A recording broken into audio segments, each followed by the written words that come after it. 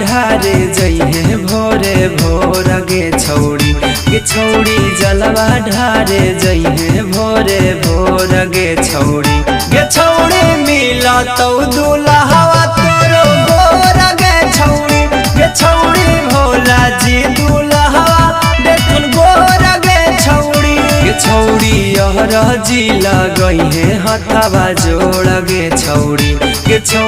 यहर जी लगइहे हथवा जोड़ गे छौड़ी मिला तो दुल्हवा तोरो गोर गे छौड़ी भोला जी दुल्हवा देखन गोर गे छौड़ी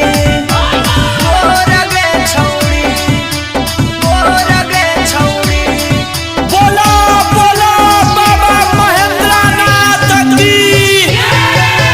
म्यूजिक बाय आर्यन अभिषेक।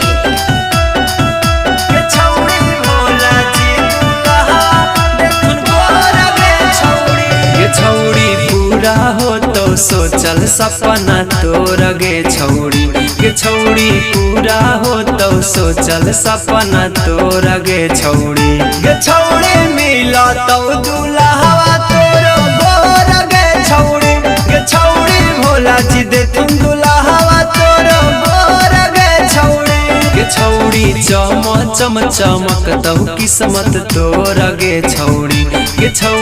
चम चमकतौ किस्मत तोर गे छौड़ी मिला तो दुल्हवा तोरो गोर गे छौड़ी भोला जी दुल्हवा देखन गोर गे छौड़ी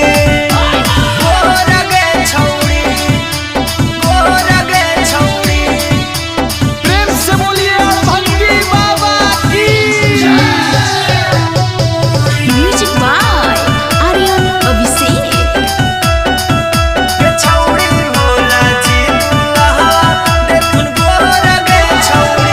छौड़ी शिव जी के महिमा है बेजोड़ा गे छौड़ी शिव जी के महिमा है बेजोड़ा गे छौड़ी मिला तो दुल्हवा तोरो गोर गे छौड़ी